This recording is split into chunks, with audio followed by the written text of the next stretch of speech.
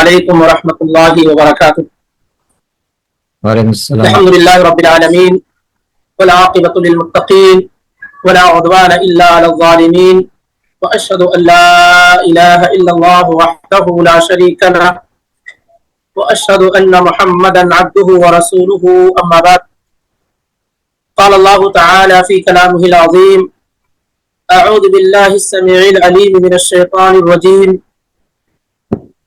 بسم الله الرحمن الرحيم الف لام میم الله لا اله الا هو الحي القيوم نزل عليك الكتاب بالحق مصدقا لما بين يديه وانزل التوراة والانجيل من قبل هدى للناس وانزل الفرقان ان الذين كفروا بآيات الله لهم عذاب شديد والله عزيز ذو انتقام سبحانك لا علم لنا الا ما علمتنا انك انت العليم الحكيم رب اشرح لي صدري ويسر لي امري واحلل عقدة من لساني يفقهوا قولي رب زدني علما اللهم رب زدنی علما۔ خالص اللہ رب العالمین کی توفیق سے، اس کے فضل سے ہم اور آپ نے سورہ بقرہ مکمل کی۔ اب سورہ بقرہ کے بعد ایک بڑی ہی جامع اور اہم سورہ آل عمران باذن اللہ آج سے شروع کی جا رہی ہے۔ اللہ تعالیٰ مجھے اور آپ کو اور تمام بھائیوں کو یہ توفیق عطا فرمائے کہ وہ قرآن کی آیات کو، قرآن کے مفاہیم کو، قرآن کی مراد کو، اس کے مقاصد کو، اس کے مطلب کو سمجھیں اور اسی کے مطابق زندگی گزارنے کی کوشش کریں۔ سورہ آل عمران اسی نام سے اس کو جانا اور پہچانا جاتا ہے۔ آل عمران اسی نام سے جانا اور پہچانا جاتا ہے کیونکہ اس سورہ کے اندر اس خاندان کا اور ان کے افراد کا ذکر کیا گیا ہے۔ عمران کی آل اور ان کی اولاد کا اس سورہ کے اندر ذکر کیا گیا ہے، اسی وجہ سے اس سورہ کو آل عمران کہا جاتا ہے۔ اس کا ایک دوسرا نام یہ بھی مشہور ہے کہ الزہراوین، اور یہ جب الزہراوین یا زہراوان کہا جائے تو اس سے مراد سورۃ البقرہ اور سورہ آل عمران ہوتی ہے، لیکن اکثر جو مشہور نام اس کا ہے وہ آل عمران ہی ہے۔ اس سورہ کی کئی فضیلت احادیث میں ذکر کی گئی ہیں۔ ان میں سے ایک یہ ہے کہ یہ سورہ اپنے پڑھنے والوں کے لیے قیامت کے دن محاجہ کرے گی، ڈیبیٹ اور مباحثہ کرے گی اللہ رب العالمین سے۔ یہ سورہ اپنے پڑھنے والوں کے حق میں قیامت کے دن اللہ رب العالمین سے گفتگو کرے گی، بات چیت کرے گی، اور اسی طریقے سے اپنے پڑھنے والوں کو جنت میں لے جانے کی مکمل کوشش کرے گی۔ صحیح مسلم میں 804 میں ابو امامہ الباہلی رضی اللہ تعالیٰ عنہ سے مروی ہے کہ اللہ کے نبی صلی اللہ علیہ وآلہ وسلم فرماتے ہیں اقرأوا القرآن، تم لوگ قرآن پڑھو، فإنه يأتي يوم القیامة شفیعا لأصحابی، کیونکہ قرآن اپنے پڑھنے والوں کی قیامت کے دن شفاعت کرے گا۔ تم لوگ قرآن پڑھو کیونکہ قرآن اپنے پڑھنے والوں کی قیامت کے دن شفاعت کرے گا۔ اس کے بعد اللہ کے نبی صلی اللہ علیہ وسلم فرماتے ہیں اقرأوا الزہراوین البقرۃ وسورۃ آل عمران۔ اللہ کے نبی صلی اللہ علیہ وآلہ وسلم نے اس کے بعد کہا کہ تم لوگ زہراوین پڑھو، یعنی دو پھول والی صورتیں، نور والی صورتیں، اس کو پڑھو، کیونکہ فَإِنَّهُمَا تَأْتِيَانِ يَوْمَ الْقِيَامَةِ کأنہما غمامتان، کیونکہ یہ صورتیں قیامت کے دن اس حال میں آئیں گی گویا کہ جو پڑھنے والے لوگ ہوں گے، اس سورہ کو جو لوگ پڑھنے والے لوگ ہوں گے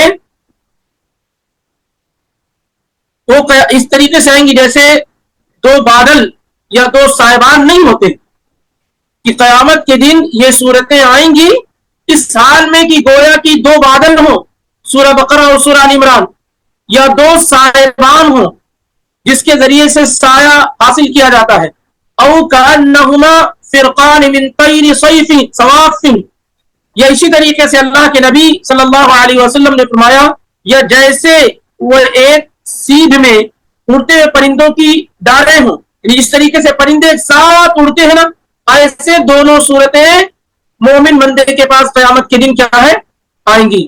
کس لیے آئیں گی؟ تحاجانی ان اصحابہما، وہ اپنے پڑھنے والوں کی جانب سے، وہ اپنی صحبت اور عمل کرنے والے جو پڑھنے والے اس پر عمل کرنے والوں کی طرف سے ڈیفینس کرنے کے لیے آئیں گی، دفاع کرنے کے لیے آئیں گی. یعنی یہ سورہ، یہ دونوں صورتیں اپنے پڑھنے والوں کی جانب سے دفاع کرنے کے لیے، ڈیفینس کرنے کے لیے قیامت کے دن آئیں گی.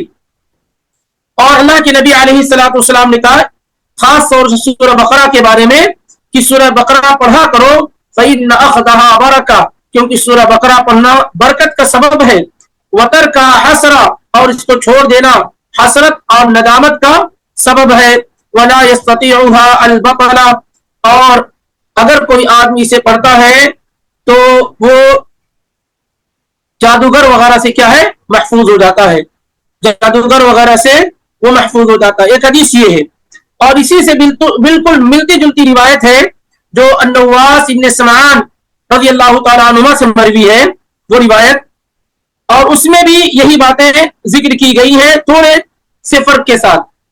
وہ بھی صحیح مسلم میں بالکل اس کے ساتھ یہ حدیث ہے 805 کی. اس میں کہتے ہیں اللہ کے نبی علیہ الصلوۃ والسلام کی یوتا بالقرآن یوم القیامت واہلہ الذین کانوا یعملون بہ. اللہ کے نبی علیہ الصلوۃ والسلام فرماتے ہیں کہ قیامت کے دن قرآن اور قرآن والے ایسے لوگوں کو لایا جائے گا جو اس پر عمل کرتے تھے. یعنی قیامت کے دن قرآن کو لایا جائے گا اور قرآن والے کو لایا جائے گا جو قرآن پڑھتے تھے اور اس کے مطابق عمل کرتے تھے. اور ان میں پیش پیش آگے کون سی صورتیں ہوں گی؟ سورہ بقرہ اور سورہ آل عمران ہوں گی. یعنی قیامت کے دن قرآن کو اور قرآن پڑھنے والے کو لایا جائے گا جو قرآن پڑھتے اور اس کے مطابق عمل کرتے تھے. اور جب قرآن آئے گا تو ان میں سب سے پیش جو صورتیں ہوں گی وہ سورہ بقرہ اور سورہ آل عمران ہوں گی. پھر صحابی رسول کہتے ہیں کہ اللہ کے نبی علیہ الصلوۃ والسلام نے اس کی 3 مثالیں بیان کی، میں کسی بھی مثال کو بھولا نہیں ہوں. وہ مثالیں آپ صلی اللہ علیہ وسلم نے کیا بیان کی؟ آپ نے فرمایا جیسے دو بادل ہوں، کأنہما غمامتان، گویا کہ یہ دونوں صورتیں دو بادل ہوں، او ظلتانی سوداوانی بینہما شرکن، یا اسی طریقے سے اللہ کے نبی علیہ الصلوۃ والسلام نے کہا دو کالے صاحبان ہو جس کے ذریعے سے سایہ حاصل کیا جاتا ہے، بینہما شرکن، جن کے درمیان روشنی ہے، جن کے درمیان کیا ہے روشنی ہے. اور اسی طریقے سے تیسری مثال اللہ کے نبی علیہ الصلوۃ والسلام نے یہ دی، او کأنہما حزقان من طیر صواف، یا اسی طریقے سے وہ ایک سیدھ میں اڑنے والے پرندوں کی دو ٹولیاں ہوں، یعنی ایک ساتھ جو پرندے اڑتے ہیں ایسے گویا کی دو ٹولیاں ہوں اس طریقے سے اڑ رہی ہوں. تحاجانی ان صاحبہما، یہ اپنے پڑھنے والوں کی جانب سے دفاع کریں گی، ڈیفینس کریں گی قیامت کے دن. تو یہ اس سورہ کی کیا ہے فضیلت ہے. یہ بھی صحیح مسلم میں 805 میں یہ روایت موجود ہے. اس کے علاوہ سنن ترمذی میں 2883 کے اندر بھی یہ روایت موجود ہے. اور انس بن مالک رضی اللہ تعالیٰ عنہ کہتے ہیں کان الرجل اذا قرأ البقرة وآل عمران جد فینا، یعنی عظم، کہ جب کوئی شخص ہمارے درمیان سورہ بقرہ اور سورہ آل عمران پڑھ لیتا تھا تو وہ ہمارے درمیان جد فینا یعنی عظم، تو ہمارے درمیان عزت والا ہو جاتا تھا، عظمت والا اور بلندی والا ہو جاتا تھا. پڑھنے سے مراد کیا ہے کہ جو سورہ بقرہ اور سورہ آل عمران پڑھنا، اس کے مطابق عمل کرنا، اس کو سمجھ جانا، جو ان چیزوں کو سمجھ لیتا تھا وہ ہمارے درمیان کیا ہو جاتا تھا؟ عزت والا، مقام والا، مرتبے والا ہو جاتا. صحابی رسول انس بن مالک رضی اللہ تعالیٰ عنہ یہ بیان کرتے ہیں صحابہ کے متعلق کہ وہ صحابی رسول جو سورہ بقرہ اور سورہ آل عمران پڑھ لیتے تھے وہ ہمارے درمیان عزت والے، مقام والے، مرتبے والے ہو جاتے تھے. اس سے آپ اس بات کا اندازہ لگائیں، اس سے آپ اس بات کا اندازہ لگائیں کہ صحابہ کی جماعت میں کس قدر اس سورہ کی اہمیت موجود تھی. اور ظاہر ہے پڑھنے سے مراد کیا ہے؟ آپ بھی اور ہم بھی سب لوگ پڑھتے ہیں، ہم بھی اور آپ بھی یہ سب لوگ پڑھتے ہیں، لیکن پڑھنے سے مراد کیا ہے؟ پڑھنے سے مراد یہ کہ اس کے تمام احکام اور مسائل کو جان لینا، اس کے مطابق عمل کر لینا، اس کو سمجھ لینا جیسے اللہ رب العالمین چاہتا ہے. تو یہ پڑھنے سے مراد ہوتا ہے. وگرنہ سورہ بقرہ اور سورہ آل عمران تو ہم بھی پڑھتے ہیں، اور کچھ لوگ تو ایک دن میں سورہ بقرہ سورہ آل عمران کیا ہے پڑھ لے جاتے ہیں. لیکن پڑھنے سے مراد یہی کہ جس طریقے سے الذین آتیناہم الکتاب یتلونہ حق تلاوتہ، جنہیں اللہ نے قرآن دیا ہے، کتاب دی ہے، وہ اس کی تلاوت کرتے ہیں جیسے کہ اس کی تلاوت کا حق ہے، جیسا کہ اس کی تلاوت کا حق ہے. اور یہ حق یہ ہے کہ آدمی اس سورہ کے تمام مقاصد کو، تمام احکامات کو اچھی طریقے سے سمجھے اور اس کے مطابق عمل کرنے کی کیا ہے وہ کوشش کرے. اسی لیے عبداللہ ابن عمر رضی اللہ تعالیٰ عنہ کے متعلق امام سعید بن منصور نے ذکر کیا ہے کہ 4 سالوں میں یہ عظیم صحابی نے صرف ایک سورہ پڑھی، سورہ بقرہ پڑھی. 4 سالوں میں یہ عظیم صحابی نے صرف ایک سورہ پڑھی جس کو سورہ بقرہ کہا جاتا ہے. تو آپ اندازہ لگائیے کہ سورہ بقرہ اور سورہ آل عمران پڑھنے میں کس قدر وقت کیا ہے انسان کا لگ سکتا ہے. تو انس بن مالک رضی اللہ تعالی عنہ کہتے ہیں کہ جب صحابہ میں کوئی شخص سورہ بقرہ اور سورہ آل عمران پڑھ لیتا تھا، جد فینا، ہمارے درمیان وہ عظمت والا ہو جاتا ہے. اسی سے عربی زبان کے اندر دادا کو جد بولتے ہیں، نانا کو جد بولتے ہیں، دادی کو جدہ بولتے ہیں، نانی کو جدہ بولتے ہیں، کیونکہ یہ ہمارے والد کے والد ہوتے ہیں. ہماری والدہ کی والدہ ہوتی ہیں نانی، ہمارے والد کی والدہ ہوتی ہیں. یہ بڑی عظمت والے لوگ ہوتے ہیں، بڑی عزت والے لوگ ہوتے ہیں، بڑے رسپیکٹ والے لوگ ہوتے ہیں. یہ الگ بات ہے کہ ہمارے معاشرے کے اندر دادا دادی نانا نانی کو عزت، مقام اور مرتبہ جو ملنا چاہیے وہ نہیں دیا جاتا ہے. لیکن عربی زبان کے اندر جو ان کا نام ہے وہ جدہ ہے، جد اسی سے بنا ہوا ہے جو یہ ذکر کیا ہے انس ابن مالک رضی اللہ تعالی عنہ نے کہ جب کوئی شخص ہمارے درمیان سورہ بقرہ سورہ آل عمران پڑھ لیتا، جد فینا ای عظما، تو ہمارے درمیان وہ عظمت والا ہو جاتا تھا. ایسے ہی انسان کے اندر، انسانوں کی جماعت میں اگر کوئی شخص دادا بن جائے، کوئی عورت دادی بن جائے، کوئی شخص نانا بن جائے، کوئی خاتون نانی بن جائے، تو حقیقت میں وہ عزت والے، مقام والے، مرتبے والے ہو جاتے ہیں کہ انہوں نے ان کی نسل سے ایک اور نسل کا اللہ رب العالمین نے کیا ہے وجود بخشا ہے.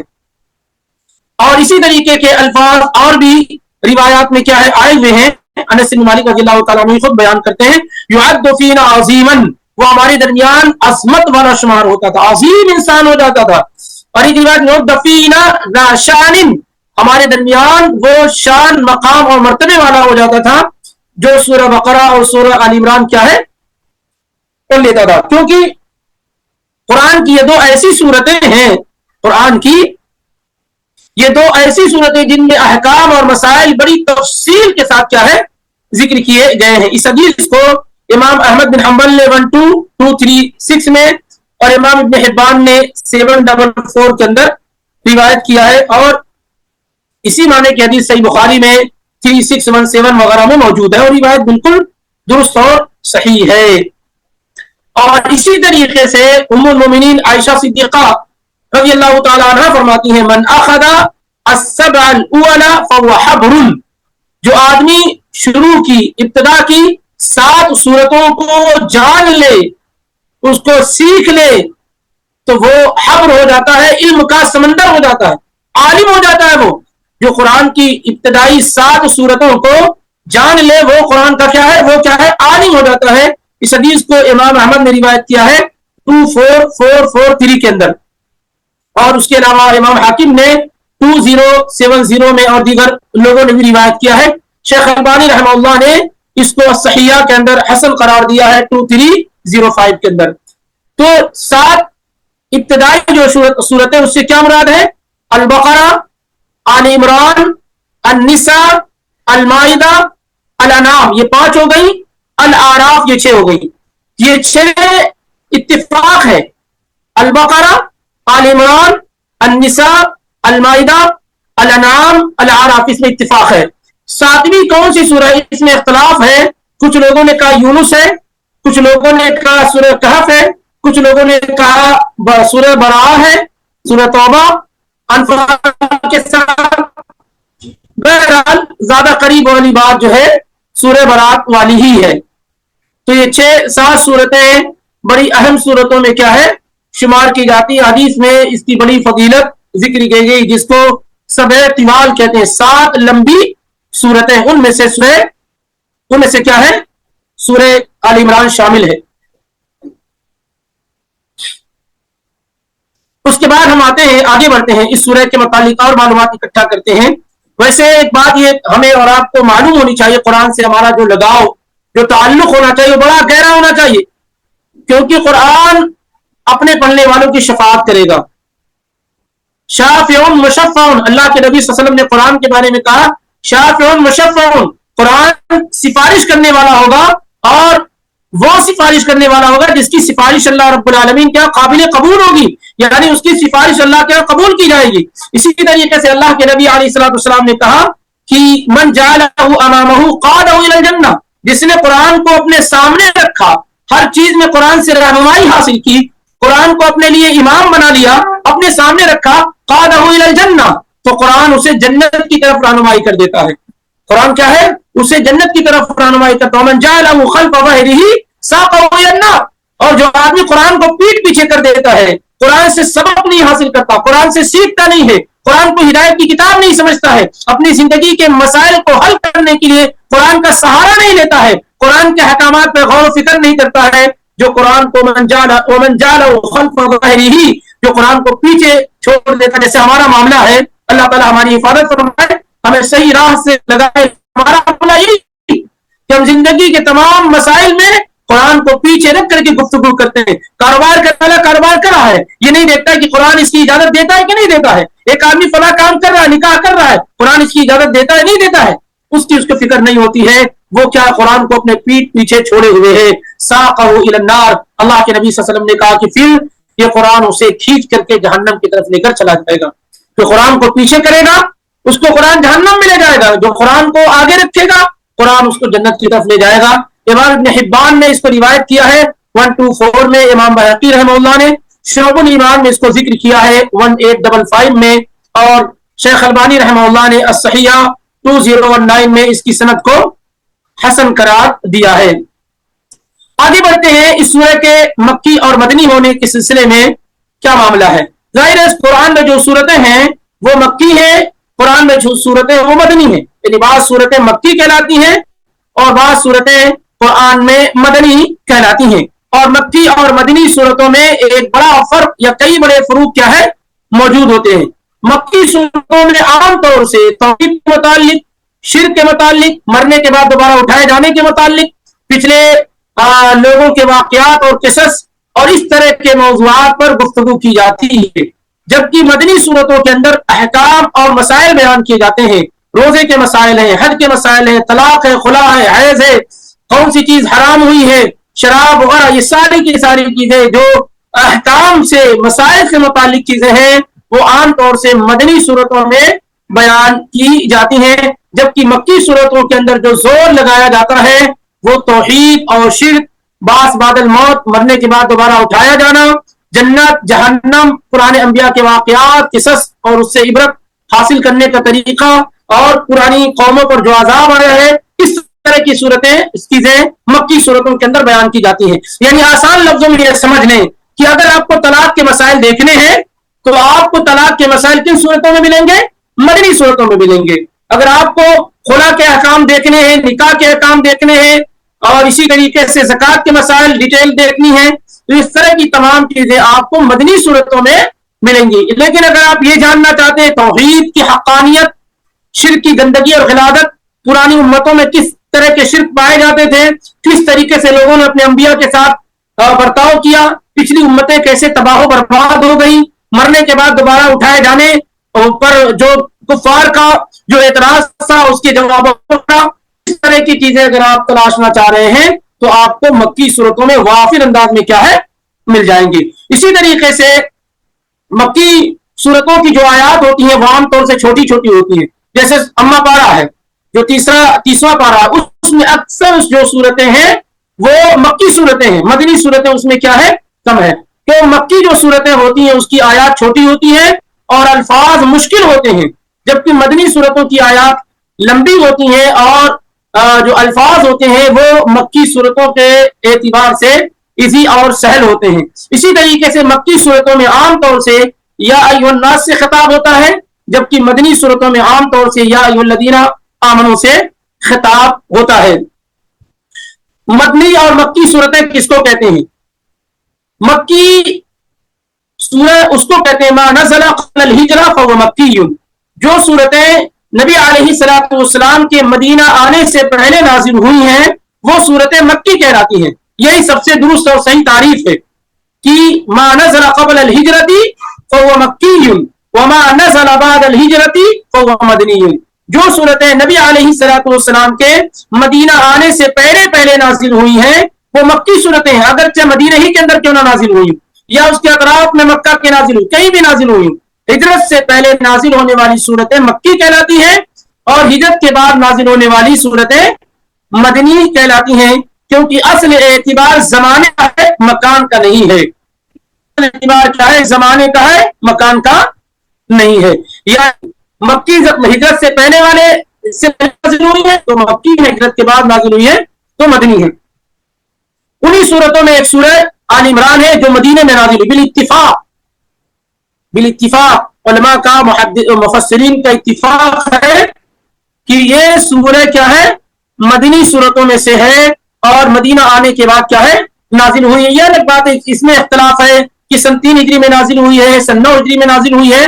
बहरहाल ज्यादा कवी और दुरुस्त बात यही मालूम हो रही है कि ये शुरुआत में नाजिल होने वाली सूरतों में से एक है, क्योंकि इस सूरह के अंदर ग़ज़वे उहुद का जिक्र बड़ी डिटेल और तफसील के साथ क्या है आया हुआ है और ये सूरह मदनी है। इस पर इजमा नकल किया है मुफस्सिरीन की एक बड़ी जमात ने, जिनमें इमाम कुर्तुबी है, इमाम इब्ने तैमिया है, इब्ने कसीर है और इसी तरीके से इब्ने आशूर वगैरह, इन तमाम लोगों ने इस पर इजमा नकल किया है कि ये सूरह मदीना के अंदर नाजिल हुई है। खास तौर से शुरुआत की जो 83 सूरह जो है आयात है, शुरुआत की जो 83 आयात हैं, इन आयात में जो नजरान से जो वफद आया हुआ था, जो सर्कल और जमात आई हुई थी, आमतौर से ये उन्हीं के मुतालिक क्या है नाजिल हुई है, इनमें उनका बयान हुआ है। और खास तौर से इस सूरह के अंदर आप देखेंगे इंशाअल्लाह आगे बात आ भी रही है, ईसा अलैहिस्सलाम की शान, उनकी वालिदा का मकाम मर्तबा और ईसा अलैहिस्सलाम को जो मोजज़ात वगैरह दिए गए हैं ये सब बयान किए गए हैं। हम आगे बढ़ते हैं कि मक्की और मदनी सूरतों की जो तादाद है दोनों मिला करके वो कितनी है? कुरान में जो सूरतों की तादाद है वो 114 सूरतें कुरान में मौजूद हैं। इनमें से किन सूरतों की तादाद ज्यादा है? मक्की सूरतों की तादाद ज्यादा है या मदनी सूरतों की तादाद ज्यादा है? तो इस सिलसिले में हमें मालूम होना चाहिए कि मक्की सूरतों की तादाद बहुत ज्यादा है। मक्की सूरतों की तादाद क्या है? बहुत ज्यादा है। इत्तिफाकी तौर यानी इत्तिफाक के साथ जो सूरह मदनी है, इत्तिफाक के साथ जो सूरह मदनी है जिनमें कोई इख्तलाफ नहीं है वो 20 सूरतें हैं, यानी 20 सूरतें कुरान की ऐसी हैं जिस पर मुफस्सिरीन का इत्तिफाक है कि ये मदनी सूरह है। उनमें नंबर 1 अल बकरा, और ये बड़ा फायदा होगा अगर आप अपने ज़हन में महफूज कर लेंगे ताकि आपको अंदाजा भी हो जाएगा। शुरुआत की जो सूरतें लंबी सूरतें ना वो सब मदनी, तो अल बकरा, आल इमरान, अन-निसा, अल माइदा, अल अनफाल, ये 5 सूरतें हो गई, ये मदनी है। छठी देखिए अत-तौबा, अन-नूर, अल-अहज़ाब, मुहम्मद, अल-फतह, ये 10 सूरतें हो गई। یہ مدنی ہے. الحجرات، الحدید، المجادلہ، الحشر، الممتحنہ، یہ 15 ہو گئی، یہ مدنی ہے. الجمعہ، المنافقون، الطلاق، التحریم اور النصر اذا جاء نصر اللہ، یہ ہو گئی ٹوٹل 20 صورتیں جو اتفاق کے ساتھ مفسرین کے کیا ہے مدنی صورتیں ہیں. یہ 20 ہو گئی. اور اس کے بعد 12 صورتیں وہ ہیں جو مختلف فی ہیں.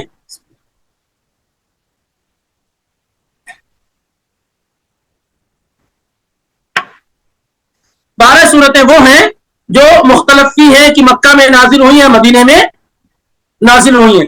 باذن اللہ جب ہم ان صورتوں تک پہنچیں گے تو تفصیل اور ڈیٹیل سے اس سلسلے میں گفتگو کی جائے گی. تو 12 صورتیں وہ جو مختلف فی ہیں، یعنی جن کے مکی اور مدنی ہونے میں کیا ہے اختلاف ہے. وہ مختلف فی صورتیں کون سی ہیں؟ الفاتحہ، الرعد، الرحمن، الصف، التغابن، المطففین، القدر، البینہ، الزلزلہ، الاخلاص، الفلق، الناس. یہ 12 صورتیں وہ ہیں جن کے مکی اور مدنی ہونے میں اختلاف ہے. اور یہ جو 12 صورتیں ان میں زیادہ صورتیں صحیح قول کے مطابق کیا ہے مدنی ہے. یعنی 20 تو اتفاق ہے کہ یہ مدنی ہے، 12 میں اختلاف ہے. 12 میں جو اختلاف ہے ان میں سے بھی اکثر صورتیں کیا ہے مدنی ہے. تو 12 اور 20 کتنے ہو گئے؟ 32. اب جو بچ رہا ہے 114 میں کتنا ہو رہا ہے تقریباً 82 صورتیں یہ کیا ہے مکی ہیں. 82 بالاتفاق مکی ہیں، 20 بالاتفاق مدنی ہیں. 82 کو 20 سے کر دیں گے 102 ہو جائے گا. اور 12 صورتوں میں کیا ہے اختلاف ہے. یہ ٹوٹل 114 صورتوں کی تفصیل آپ کے سامنے اللہ کی توفیق سے آ گئی. اب ہم آتے ہیں، ہر سورہ کے اپنے مقاصد ہوتے ہیں. ہر سورہ کے کیا ہے اہم مقاصد ہوتے ہیں. کیا مقصد ہے اس سورہ کو بیان کرنے کا، ذکر کرنے کا؟ ایک تو مقصد ہوتا ہے، دوسرے موضوعات ہوتے ہیں. اس میں کیا ہے موضوعات ہوتے ہیں. اس سورہ کے مقاصد، سورہ آل عمران کے مقاصد میں سب سے بڑا مقصد اثبات وحدانیت اللہ عز و جل، اللہ تعالیٰ کی وحدانیت کو ثابت کیا گیا ہے. اللہ تنہا ہے، یکتا ہے، بے مثل ہے، منفرد ہے، یونیک ہے. اس کو ثابت کیا گیا کیسے؟ دلائل اور براہین کے ذریعے سے، ایویڈنس اور پروف کی بوچھار کے ذریعے سے کہ تنہا اللہ ہی عبادت کے لائق ہے، وہ اکیلا ہے، بے مثل ہے، منفرد ہے. اس کو بہت سارے دلائل اور ایویڈنس کے ذریعے سے کیا ہے ثابت کیا گیا ہے. انشاءاللہ اسے جب پڑھیں گے تو یہ بات ہمارے سامنے واضح ہو جائے گی. دوسرے یہ ہے اس سورہ کے اندر کہ اس سورہ کے مقاصد میں سے ایک اہم مقصد جو اللہ تعالیٰ نے بیان کیا ہے وہ ہے عقیدہ ولا اور برا. بڑی اہم اور بنیادی چیزوں میں سے آتا ہے عقیدہ ولا والبرا. ولا اور برا کا مطلب کیا؟ آسان لفظوں میں کہ محبت صرف اللہ کے لیے، کسی سے دوستی، کسی سے لگاؤ، کسی سے الفت، کسی سے تعلق، یہ بنیاد اللہ کے لیے ہو، اور کسی سے الگ اور برات اللہ کے لیے ہو. کسی سے دوستی اللہ کے لیے اور کسی سے دشمنی اللہ کے لیے. یہ بڑا ہی اہم عقیدہ ہے اہل سنہ والجماعہ کا، جو موجودہ زمانے میں ختم ہو چکا ہے. لوگ اس کو جانتے ہی نہیں ہیں کہ ولا اور برا کیا ہے. الحب للہ والبغض للہ، کہ محبت اللہ کے لیے اور نفرت اللہ کے لیے. کسی سے ہم ملیں، کسی سے بات چیت کریں، کسی سے لگاؤ تعلق ہو تو اس کا مقصد اللہ تعالیٰ کی محبت کے ساتھ ہو. کسی سے نفرت اللہ تعالیٰ کے ساتھ، اللہ تعالیٰ کی وجہ سے ہو. ہم مسلمانوں سے محبت کرتے ہیں اس وجہ سے کہ یہ ہمارے عقیدے کا مسئلہ ہے کہ یہ اللہ تعالیٰ کے محبوب ہیں، یہ اللہ کو ماننے والے، اس لیے ہم اس سے محبت کرتے ہیں. ہم ان لوگوں سے جو اللہ کو نہیں مانتے ہیں ان سے محبت نہیں کرتے ہیں. اس کی وجہ یہ ہے کہ یہ اللہ کے دوست نہیں ہیں، یہ اللہ کے ماننے والے نہیں ہیں. تو اس سورہ کے مقاصد میں سے ایک اہم مقصد ولا اور برا کے عقیدے کو بیان کرنا اور مسلمانوں کو باخبر کرنا کہ وہ غیر مومنوں سے ولایت کا معاملہ نہ کریں، غیر مسلموں سے دوستی کا معاملہ نہ کریں، انہیں دوست نہ بنائیں. تعلق رکھنا ایک الگ بات ہے، لیکن دوست سمجھنا یہ ایک الگ بات ہے. تو اس سے کیا ہے منع کیا گیا ہے. اور اسی طریقے سے اہل کتاب کے جو حالتیں ہیں, جو احوال ہے, تفصیل سے اس سورہ میں بیان کی گئی ہیں. اسی طریقے سے اس سورہ کے مقاصد میں سے ایک اہم مقصد الاہتمام بجوانب التربیت والارشاد والتوجیہ للمؤمنین, ایمان والوں کو گائیڈنس کیا گیا ہے, تربیت دی گئی ہے, رہنمائی کی گئی ہے, کیا کرنا. یہ ساری کی ساری چیزیں کیا ہے اس سورہ میں بیان کی گئی ہے. اب اگر ہم آگے پڑھتے ہیں اور اس سورہ کے موضوعات ہیں, جو ٹاپکس ہیں, اگر ہم اس کو الگ الگ دیکھنا چاہیں گے تو اس کے ٹاپکس کچھ اہم اہم اس طریقے سے ہوتے ہیں. سب سے پہلے یہ اللہ تعالیٰ کی وحدانیت کا بیان ہے, اللہ کے ایک ہونے کا بیان ہے, اور توحید کی تینوں قسمیں, توحید کی تینوں قسمیں یعنی الالوہیہ, الربوبیہ, الاسماء والصفات, توحید کی ان تینوں قسموں کو بڑے پیارے انداز میں کیا ہے اللہ تعالیٰ نے اس سورہ کے اندر بیان کیا ہے. اور یہ بڑی اہم اور واضح بات ہے. تو اس سورہ کے موضوعات میں سے ایک اہم موضوع کیا ہے کہ اللہ تعالیٰ کی وحدانیت کو بیان کیا گیا ہے, اور اسی طریقے سے توحید کی تینوں قسموں کو بڑے ہی واضح انداز میں بیان کیا گیا ہے. اسی طریقے سے جو پہلی آسمانی کتابیں ہیں اور جو آسمانی دین پرانے تھے, ان تمام ادیان کو بھی ذکر کیا گیا ہے.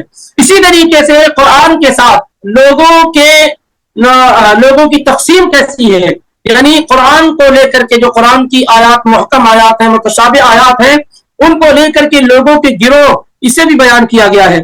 اسی طریقے سے اس سورہ کے موضوعات میں سے یہ بھی ہے کہ اس سورہ کے اندر غزوہ بدر کی طرف اشارہ کیا گیا ہے, اور تفصیل سے غزوہ احد کا ذکر کیا گیا ہے. غزوہ بدر کی طرف اشارہ کیا گیا ہے, اور تفصیل سے غزوہ احد کی طرف کیا ہے ذکر کیا گیا ہے. اسی طریقے سے عام طور سے انسان جن چیزوں کو زیادہ پسند کرتا ہے, ان چیزوں کی کو اللہ تعالیٰ نے بیان بھی کیا ہے, اور بتایا ہے کہ اس سے بھی بہتر چیزیں اللہ تعالیٰ نے جنت میں اہل جنت کے لیے تیار کر رکھی ہیں. یعنی دنیا میں جو چیز آدمی چاہتا ہو کہ زین للناس حب الشہوات من النساء والبنین والقناطیر المقنطرہ والذهب والفضہ والخیل المسومۃ والانعام والحرث, یعنی دنیا میں جو چیزیں انسان پسند کرتا ہے, ان چیزوں کا ذکر کرنے کے بعد اللہ تعالیٰ نے کہا کہ اللہ نے متقیوں کے لیے بہت زیادہ نعمت جنت کے اندر تیار کر رکھی ہے, جو جنت ہمیشہ رہے گی, اور اس میں جانے والے لوگ ہمیشہ رہیں گے, کبھی ختم نہیں ہوں گے. اسی طریقے سے اللہ تعالیٰ نے دین اسلام کی اہمیت کو بیان کیا ہے, اور یہ بات بیان کی ہے کہ اللہ تعالیٰ کے پاس دین صرف ایک ہی ہے, اور وہ دین اسلام ہے. اس کے علاوہ کوئی بھی دین اللہ تعالیٰ کے یہاں قابل قبول نہیں ہے. اسی طریقے سے اہل کتاب کی تفصیل سے ان کے حالات ذکر کیے گئے ہیں, ان کی گمراہیوں کو بیان کیا گیا ہے, دین میں ان لوگوں نے کیسے اختلاف کیا اس کو بیان کیا گیا ہے, کیسے وہ اللہ کی آیات کا انکار کرتے تھے, اس کو جھٹلاتے تھے, وہ بیان کیا گیا ہے, انبیاء کو کیسے قتل کرتے تھے اور کیسے ان کے خلاف ہو جاتے تھے, کس طریقے سے ان کا معاملہ عیسیٰ علیہ السلام کے ساتھ تھا, عیسیٰ علیہ السلام کے ساتھ انہوں نے کفر کیسے کیا, نبی علیہ السلام کو مباہلے کی دعوت اور چیلنج کیا گیا. یہ ساری کی ساری چیزیں بڑے ہی ڈیٹیل اور تفصیلات سے اس سورہ کے اندر ذکر کی گئی ہیں, بیان کی گئی ہیں. اور ایسا ابھی ذکر کیا گیا کہ عقیدۃ الولاء والبراء بیان کیا گیا, اور اس پر تاکید کی گئی ہے اس کو اختیار کیا جائے. اسی طریقے سے اللہ تعالیٰ کی محبت کا بیان ہے, اس کے دلائل اور ثبوت کیا ہیں, اور ان تمام چیزوں کا بھی سورہ کے میں ذکر کیا گیا ہے. انبیاء کا ذکر ہے, ان کے اونچے اور اعلیٰ مقام کا ذکر ہے, اللہ تعالیٰ نے کن لوگوں کو ان میں چن لیا ان کا ذکر ہے, مریم علیہ السلام اور ان کے لخت جگر سیدنا عیسیٰ ابن مریم کا ذکر ہے, اور زکریا اور یحییٰ علیہ السلام و تسلیم کا ذکر ہے. اسی طریقے سے مسلمانوں کو آداب اور تربیت بھی سکھائی گئی ہے, ان کا تزکیہ کیا گیا ہے, دنیا میں کس طریقے کے اخلاق اور کردار وہ اپنائیں اسے ذکر کیا گیا ہے, تقوی کی وصیت کی گئی ہے, کتاب اللہ کو مضبوطی سے پکڑنے کی طرف ابھارا گیا ہے, فرقہ بندی سے روکا گیا, منع کیا گیا ہے, خیر اور بھلائی کی طرف دعوت دی گئی ہے, اور امر بالمعروف اور نہی عن المنکر مسلمانوں کی ایک اہم ذمہ داری اسے بیان کیا گیا ہے, اور انفاق فی سبیل اللہ پر ابھارا گیا ہے. اور اس کے علاوہ بہت سارے اہم آداب اور احکام کیا ہے ذکر کیے گئے, جیسے جہاد وغیرہ, سود سے رکنا, اور اسی طریقے سے دھوکہ دھڑی کرنا, اور زکوٰۃ وغیرہ کی ادائیگی نہ کرنا. ان تمام چیزوں کا بڑے ہی ڈیٹیل اور تفصیل سے اس سورہ کے اندر اللہ رب العالمین کی توفیق سے اللہ نے ذکر کیا ہے. اب ہم آتے ہیں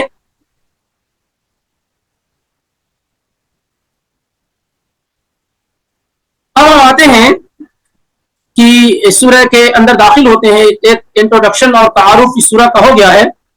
اب ہم باقاعدہ طور سے کچھ حصہ اس سورہ کا لینے کی کوشش کرتے ہیں. ان میں سب سے پہلے کوئی بھی جب قرآن شروع کیا جائے تو ہم پڑھتے ہیں اعوذ باللہ من الشیطان الرجیم، میں اللہ کی پناہ میں آتا ہوں شیطان مردود سے. یا اسی طریقے سے آپ پڑھیں اعوذ باللہ السمیع العلیم من الشیطان الرجیم، میں اللہ کی پناہ میں آتا ہوں شیطان مردود سے. میں اللہ کی پناہ میں آتا ہوں جو سننے والا اور جاننے والا ہے شیطان مردود سے. یا اسی طریقے سے آپ پڑھیں اعوذ باللہ السمیع العلیم من الشیطان الرجیم من ہمزہ ونفخہ ونفثہ. یہ بھی اللہ کے نبی صلی اللہ علیہ وآلہ وسلم سے ثابت ہے کہ میں اللہ کی پناہ میں آتا ہوں شیطان مردود سے، اس کے پھونک مارنے سے، اس کے گمراہ کرنے سے، اس کے وسوسہ ڈالنے سے، ان تمام چیزوں کی برائی سے میں اللہ رب العالمین کی پناہ میں آتا ہوں. بسم اللہ الرحمن الرحیم، اللہ کے نام سے شروع کرتا ہوں. الرحمن جو بڑا ہی مہربان، الرحیم نہایت رحم کرنے والا ہے. الرحمن اور رحیم دونوں مبالغہ کا صیغہ ہے. دونوں مبالغہ کا صیغہ، اس کے متعلق مفسرین نے بڑی ڈیٹیل اور تفصیل میں گفتگو کی ہے. یہ بات تو طے ہے کہ رحمان اور رحیم کا دونوں ایک معنی نہیں ہے. یہ نہ کہ اردو زبان میں اتنی گہرائی نہیں ہے جس قدر گہرائی عربی زبان میں پائی جاتی ہے، تو ہم بس اس کا ترجمہ کر دیتے ہیں کہ بڑا مہربان اور نہایت رحم کرنے والا ہے. بڑا مہربان اور نہایت رحم کرنے والا دونوں ایک ہی چیز ہے، لیکن ہم الفاظ ادھر ادھر کر کے ترجمہ کر لے جاتے ہیں، جبکہ حقیقی بات یہ ہے کہ دونوں کے معنی اور مفہوم میں بڑا فرق ہے. ٹھیک ہے، دونوں کے اندر رحم پایا جاتا ہے، لیکن رحمان الگ ہے اور رحیم الگ ہے. کچھ لوگوں نے کہا کہ رحمان فی الدنیا و رحیم فی الآخرہ، اللہ تعالیٰ کی رحمت دنیا میں سارے لوگوں پر ہے، لیکن اللہ تعالیٰ رحیم فی الآخرہ، اللہ تعالیٰ کی رحمت قیامت کے دن صرف اور صرف مومنوں پر ہوگی. بہرحال آپ یہ سمجھیں کہ دونوں مبالغے کا صیغہ ہے اور دونوں کے اندر رحمت کا اعلیٰ درجہ پایا جاتا ہے. تو بسم اللہ الرحمن الرحیم، شروع کرتا اللہ کے نام سے شروع کرتا ہوں. یہ بسم اللہ کے اندر شامل نہیں ہے. بسم اللہ الرحمن الرحیم میں کوئی ایسا ورڈ نہیں ہے جس کا معنی ہے شروع کرتا ہوں، تو اس لیے معنی ہوگا بسم اللہ اللہ کے نام سے، الرحمن جو بڑا مہربان، الرحیم نہایت رحم کرنے والا ہے. لیکن عام طور سے علماء نے تلاوت کرتا ہوں، شروع کرتا ہوں، ابتدا کرتا ہوں، اس لفظ کو مخفی معنی، سائلنٹ معنی ہے. تو عام طور سے اردو زبان میں جو ترجمے آپ کو ملیں گے وہ اس طریقے سے ملیں گے کہ شروع کرتا ہوں اللہ کے نام سے، شروع کرتا ہوں اللہ کے نام سے جو بڑا مہربان اور نہایت رحم کرنے والا ہے. لیکن زیادہ بہتر یہ ہے کہ ایسے کہیں اللہ کے نام سے شروع کرتا ہوں، شروع کرتا ہوں اللہ کے نام سے، اللہ کے نام سے شروع کرتا ہوں، یہ زیادہ بہتر ہے. اللہ کا نام یہ پہلے آ جائے اور شروع کرتا ہوں بعد میں آئے تو زیادہ بہتر ہے. امام ابن عثیمین رحمہ اللہ نے کہا کہ یہ زیادہ بہتر ہے. تو اللہ کے نام سے شروع کرتا ہوں جو بڑا مہربان اور نہایت رحم کرنے والا ہے. اب ہم آتے ہیں الف لام میم، یہاں سے اس سورہ کی شروعات ہو رہی ہے. اس سے پہلے بھی جو سورہ البقرہ گزر چکی ہے اس میں بھی ہم اور آپ نے الف لام میم ذالک الکتاب لا ریب فیہ یہ سے شروعات ہوئی تھی. الف لام میم یہ حروف مقطعات ہے میں سے. قطع یقطع تختی کے معنی ہوتے ہیں الگ الگ کرنا، کٹا کٹا ہونا، ٹکڑے ٹکڑے ہونا. کیونکہ اس کو کیسے پڑھتے ہیں؟ الف لام میم، الف کو الگ پڑھتے ہیں، لام کو الگ پڑھتے ہیں، میم کو الگ پڑھتے ہیں. تو حروف مقطعات سے کئی سورہ کی شروعات قرآن میں ہوتی ہے. کتنی سورتوں کی شروعات قرآن میں ہوتی ہے حروف مقطعات میں سے؟ 29 سورتیں، 29 سورتیں ایسی ہیں جس سے سورہ کی ابتدا اور شروعات ہوتی ہے. 29 سورتیں ایسی ہیں قرآن میں جس سے حروف مقطعات کے ذریعے سے قرآن کی جو ہے سورتوں کی ابتدا اور شروعات ہوتی ہے. ترتیب کے لحاظ سے اگر دیکھا جائے تو پہلی جو سورہ ہے سورہ بقرہ ہے اور سورہ نمبر 2 ہے, اور اس میں جو حروف مقطعات ہیں وہ الف لام میم ہے, 3 حرف والا ہے. اسی طریقے سے دوسری جو سورہ آل عمران ہے ترتیب کے لحاظ سے قرآن کی تیسرے نمبر کی سورہ ہے, اور اس کی بھی ابتدا الف لام میم سے ہوتی ہے, 3 حرف والا حروف مقطع ہے, اور اس میں 200 آیات ہیں سورہ آل عمران کے اندر. اس کے بعد تیسری جو سورہ ہے سورہ الاعراف ہے, سورہ الاعراف ہے, 7ویں نمبر کی سورہ ہے, اور یہ بھی حروف مقطعات سے شروع ہوتی ہے, 4 حرف والا مقطعات الف لام میم صاد. اور چوتھے نمبر کی جو سورہ ہے وہ ہے سورہ یونس, ترتیب کے لحاظ سے قرآن کی 10ویں نمبر کی سورہ ہے, اور یہ شروع ہوتی ہے الف لام را سے, الف لام را سے شروع ہوتی ہے, اور یہ 3 حرف والا حروف مقطع ہے. اس کے بعد 5ویں نمبر کی جو سورہ ہے جو اس سے شروع ہوتی ہے حروف مقطعات سے, وہ سورہ ہود ہے, ترتیب کے لحاظ سے قرآن کی 11 نمبر کی سورہ ہے, اور الف لام را سے شروع ہوتی ہے. اسی طریقے سے 6 نمبر کی سورہ ہے یوسف, ترتیب کی لحاظ سے قرآن میں 12 نمبر کی سورہ ہے, الف لام را سے یہ بھی شروع ہوتی ہے. 7ویں نمبر کی سورہ الرعد, ترتیب کی لحاظ سے قرآن میں 13 نمبر کی سورہ ہے, الف لام میم را سے شروع ہوتی ہے. اس کے بعد 8ویں نمبر کی سورہ ہے سورہ ابراہیم, ترتیب کے لحاظ سے قرآن میں 14 نمبر کی سورہ ہے, اور شروع ہوتی ہے الف لام را سے. اسی طریقے سے 9ویں نمبر کی سورہ الحجر ہے, ترتیب کے لحاظ سے قرآن میں 15ویں نمبر کی سورہ ہے, اور یہ شروع ہوتی ہے الف لام را سے. 10ویں نمبر پہ آتی ہے سورہ مریم, یہ 19ویں نمبر کی سورہ ہے قرآن کی, اور یہ شروع ہوتی ہے 5 حروف مقطعات. حروف مقطعات جتنے بھی ہیں, جتنی بھی سورتیں قرآن میں ہیں, سب 1 2 3 4 5 سے صرف ایک سورہ شروع ہوتی, 5 حرف والے, وہ ہے سورہ مریم, کاف ہا یا عین صاد, 5 حرف سے شروع ہوتی ہے. اسی طریقے سے 11 نمبر کی سورہ ہے, 11ویں ہے سورہ طٰہٰ, سورہ نمبر 20 شروع ہوتی ہے طٰہٰ. اسی طریقے سے 12ویں نمبر کی سورہ ہے الشعراء, ترتیب کے لحاظ سے قرآن میں 26 نمبر کی یہ سورہ ہے, شروع ہوتی ہے طٰ سین میم سے. 13ویں نمبر میں آتے ہیں النمل, 27ویں نمبر کی سورہ ہے, 27 نمبر کی, شروع ہوتی ہے طٰ سین سے. اسی طریقے سے 14ویں نمبر کی سورہ القصص ہے, اور ترتیب کے لحاظ سے قرآن میں 28 نمبر ہے اس کا, یہ شروع ہوتی ہے طٰ سین میم سے. اس کے بعد آتے ہیں العنکبوت, یہ 15واں ہے, اور قرآن میں ترتیب کے لحاظ سے 29 نمبر کی سورہ ہے, یہ الف لام میم سے شروع ہوتی ہے. اس کے بعد الروم ہے, یہ 30 نمبر کی سورہ ہے, یہ بھی الف لام میم سے شروع ہوتی ہے. لقمان ہے 31 نمبر کی سورہ ہے, یہ بھی الف لام میم سے شروع ہوتی ہے. السجدہ ہے 32 نمبر کی سورہ ہے, یہ بھی الف لام میم سے شروع ہوتی ہے. یاسین ہے 36 نمبر کی سورہ ہے, یہ 36, اور یہ یاسین اسی سے شروع ہوتی ہے. اور اس کے بعد صاد ہے, یہ 38 نمبر کی سورہ ہے, صاد 1 حرف والے سے شروع ہوتی ہے. سورہ غافر ہے 40 نمبر کی سورہ ہے, حامیم سے شروع ہوتی ہے. فصلت ہے 41 نمبر کی سورہ ہے, حامیم سے شروع ہوتی ہے. اور اس کے بعد سورہ الشورى ہے 42 نمبر کی سورہ, حامیم عین سین قاف, اس سے شروع ہوتی ہے. یہ بھی 5 حرف ہے, اس میں بھی معذرت میں نے سمجھا ایک ہی ہے, یہ بھی ہے 5 نمبر 5 حرف والا. الزخرف ہے 43 نمبر کی سورہ, حامیم سے شروع ہوتی ہے. الدخان ہے 44 نمبر کی سورہ ہے, حامیم سے شروع ہوتی ہے. الجاثیہ ہے 45 نمبر کی سورہ, حامیم سے شروع ہوتی ہے. الاحقاف ہے 46 نمبر کی سورہ ہے, حامیم سے شروع ہوتی ہے. قاف ہے 50 نمبر کی سورہ ہے, قاف سے شروع ہوتی ہے.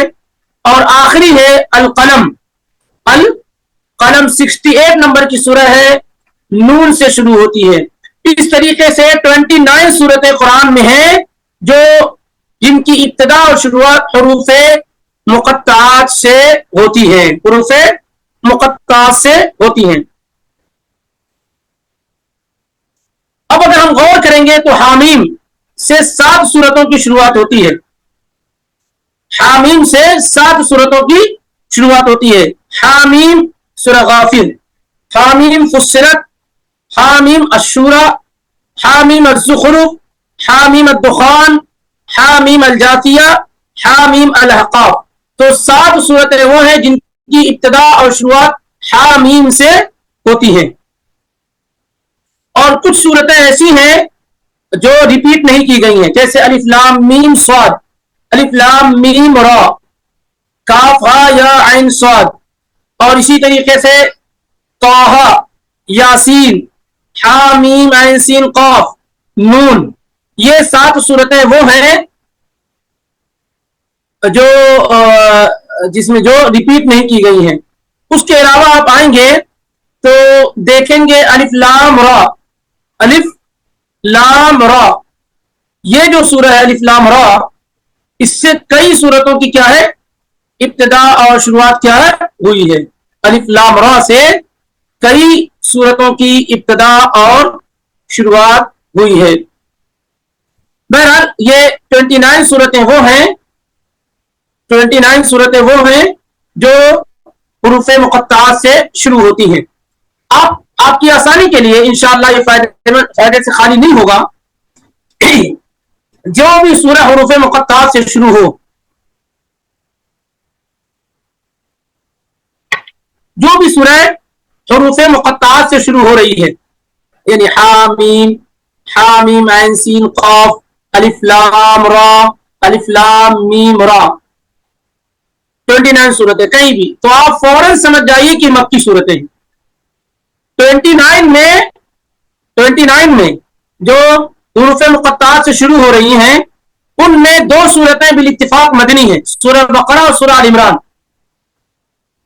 2 صورتیں بالاتفاق کیا ہے مدنی ہیں. اب کتنی بچی 27 میں 26 بالاتفاق مکی ہیں. جہاں بھی حروف مقطعات آ جائے، نون والقلم وما یسطرون، قاف القرآن المجید، حامیم عین سین قاف، کہیں بھی تو آنکھ بند کر کے آپ سمجھ جائیے کہ یہ سورہ کیا ہے مکی ہے. 29 میں سے 2 صورتوں کو آپ بالاتفاق مدنی، سورہ بقرہ اور سورہ آل عمران. 26 بالاتفاق مکی. بچی ہے سورہ الرعد. سورہ رات کو لے کر کے اختلاف ہے، جیسا کہ 12 جو ذکر کیا گیا کہ 12 صورتوں کے متعلق اختلاف ہے کہ مکی ہے یا مدنی ہے. تو ان میں سے الرعد جو الف لام میم را سے شروع ہو رہی ہے، اس میں اختلاف ہے کہ یہ مکی ہے یا مدنی ہے. تو 29 میں سے 26 بالاتفاق کیا ہے مکی ہے. 2 صورتیں بالاتفاق مدنی، سورہ بقرہ اور سورہ آل عمران. ایک سورہ الرعد، اس میں اختلاف ہے کہ مکی ہے یا مدنی ہے، مکی ہے یا مدنی، اس میں کیا ہے اختلاف ہے.